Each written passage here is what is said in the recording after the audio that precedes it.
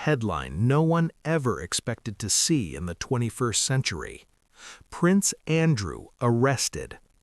Not since the 1600s had a British royal faced handcuffs, but this time the law reached higher than the crown. Act 1. The Survivor's Voice. In 2019, Virginia Giuffre spoke in her own words. No filters, no palace press releases. Ghislaine told me I had to do for Andrew what I did for Jeffrey.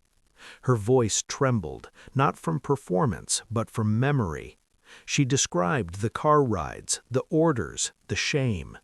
He wasn't cruel, she said, but when he left, I felt dirty, horrified, ashamed. The world heard her story, but few believed it. The British tabloids mocked her. The palace denied everything. And the man she accused, Prince Andrew, Duke of York, smiled through it all. Until now. Act 2. The Reckoning arrives. In 2022, he quietly settled Virginia's lawsuit for an undisclosed amount. But justice delayed was not denied. Now, in 2026, British authorities have done the unthinkable, arresting a royal. His title gone, his immunity gone, and for Virginia's family, a sense of vindication and grief. Their statement was simple, raw, and historic. No one is above the law, not even royalty. For survivors everywhere, Virginia did this for you. Act 3. The Files That Sparked a Revolution. Across the Atlantic, U.S. lawmakers are demanding to know why justice abroad moves faster than it does at home.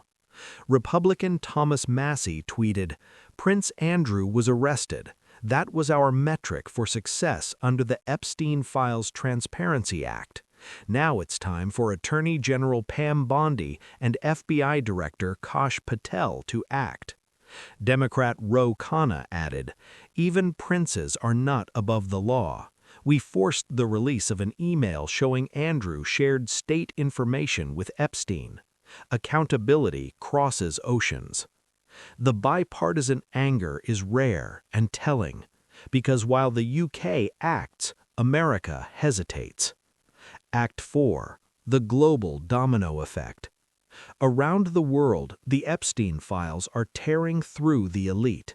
Sultan Ahmed bin Salman resigns from DP World. The former Norwegian Prime Minister faces corruption charges. Peter Mandelson, longtime power broker, ousted from the House of Lords. Catherine Rumbler steps down from Goldman Sachs. Each fall is another tremor, and still Washington stands silent. Legal analyst Christy Greenberg summed it up. "This isn't just scandal, it's systemic rot. The difference is in Europe, the system still works." Act 5. The American Silence. Millions of pages remain sealed, millions of names still hidden.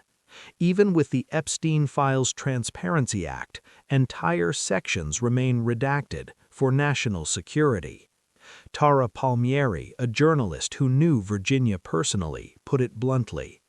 "They say it's for security, but we all know it's to protect power. 3.5 million documents, thousands of redactions, and yet the few we've seen have already toppled governments." She paused. Imagine what the rest could do. Act 6. The Interview That Ended a Dynasty.